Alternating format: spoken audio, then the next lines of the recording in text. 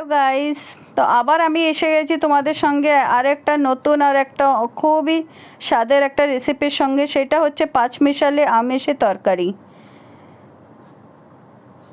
Welcome back my লিলির Bangla কিচেনে তোমাদের অনেক অনেক স্বাগত জানাচ্ছি। তো আজ আমরা যে পাঁচমিশালি আমিষের তরকারিটা রান্না করব, তার জন্য এইটা আমি লাউ পাতা নিয়েছি, লাউয়ের কিছু ডাটা নিয়েছি। লাউ পাতাগুলো আমি কেটে রেখে দিয়েছি সাইডে। ওইটারও আরেকটা রেসিপি তোমাদের সঙ্গে জলদি শেয়ার করব, কি করেছি লাউ পাতাগুলো দিয়ে আমরা। তো ডাটাগুলো কেটে নিয়েছি, আর একটা ঝিঙা, বড় দেখে একটা ঝিঙা কেটে নিয়েছি, দুটো আলু মিডিয়াম সাইজের, আর চারটে পটল, আর আদাটা বেগুন। আর এটা আদা জিরা বেটে নিয়েছি আমি শিলনোড়াতে। আর এই যে ডাটাগুলো আমি যে কেটেছিলাম এইভাবে দেখো।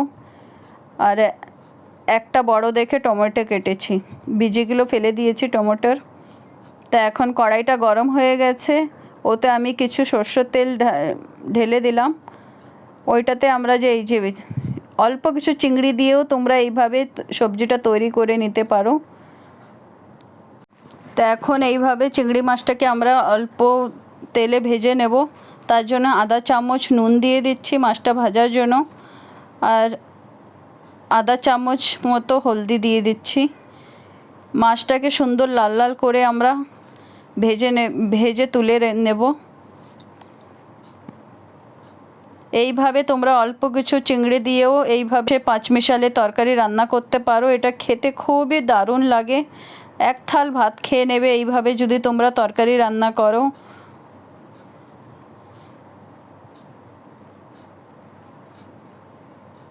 তো এখন মাছটাকে আমরা লো মিডিয়াম ফ্লেমে সুন্দর লাল লাল করে ভেজে উঠিয়ে নেব।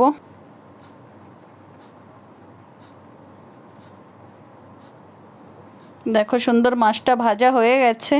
এখন মাছটাকে আমরা তুলে নেব। এই তেলেই আমরা আলুটা ভেজে নেব, আগে ভেজে উঠিয়ে নেব।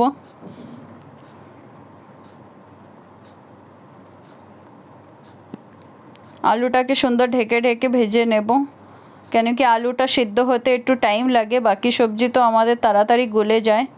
তো আলুটাকে সুন্দর গোল্ডেন ব্রাউন করে ভেজে নিয়েছি। এখন এটা তুলে আমরা বাকি যে সবজি কেটে রেখেছি ওই সবজিগুলো সবগুলো এক এক করে ভেজে তুলে নেব। পটলটাকে একটু ঢেকে ভেজে নিয়েছি, তারপরে যে আমরা বেগুন আর ঝিঙাটা কেটে রেখেছি ওইটাও এটাতে অ্যাড করে দিয়েছি।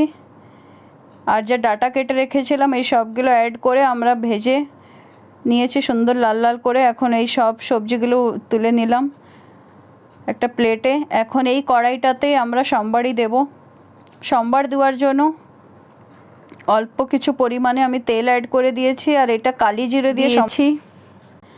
তো কালি জিরাটা ফুটে গেছে। এখন যে আদা জিরাটা আমরা বেটে রেখেছিলাম ওই আদা জিরার পেস্টটা এটাতে অ্যাড করে দিয়েছি।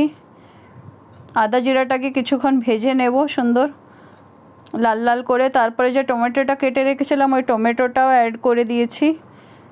এতে এখন কিছু মশলা অ্যাড করব, তার জন্য আধা চামচ মতো হলুদ অ্যাড করে, আর 2 চামচ ভরে এতে লাল কাশ্মীরি লঙ্কা অ্যাড করেছি। কাশ্মীরি লঙ্কাটা তার জন্য দিচ্ছি সবজিটায়, যেতে কি সুন্দর সবজিটা দেখতে রং হোক। এখন এইটাকে কিছুক্ষণ আমরা ভেজে নেব। তারপরে এর ভিতরে 1 চামচ মতো আমি নুন অ্যাড করে দিচ্ছি, আর আধা চামচ চিনি। চিনিটা দেওয়ার এইটাই একটা রিজন হচ্ছে যেতে কি সবজিটাতে সুন্দর রং হয়। আর পাঁচমিশালি তরকারিতে চিনি তো অবশ্যই পড়ে, যদি তোমরা চাও তো চিনিটা স্কিপও করে দিতে পারো। আর 2 চামচ মতো জল আমি অ্যাড করেছি, যেতে কি মশলাটা সুন্দর ভাজা ভাজা হয়ে যাক। মশলাটা আমাদের ভাজা হয়ে গেছে। এখন যে আমরা তরকারিটা ভেজে রেখেছিলাম পাঁচমিশালি তরকারিটা, সবগুলো আমরা এতে মশলাটাতে অ্যাড করে দিয়েছি। আর চিংড়ি মাছটা যে আমরা ভেজে নিয়েছিলাম সেটাও আমরা অ্যাড করে দিয়েছি। এখন এই সব সবজিগুলো আমরা কিছুক্ষণ ভেজে নেব। দেখো সবজির থেকে সুন্দর তেল ছেড়ে দিয়েছে। এখন আমরা 2 গ্লাস মতো জল গরম করে নিয়েছিলাম সাইডে একটা প্যানে, তো আমি গরম জল এটাতে অ্যাড করে দিয়েছি। গরম জল দিলে কি হয় সবজিটা খেতে স্বাদ হয়, ঠান্ডা জল দিলে একটু ফেচকে ফেচকে হয়ে যায় সবজিটা। তো দেখো সবজিটা আমাদের অলমোস্ট রেডি হয়ে গেছে।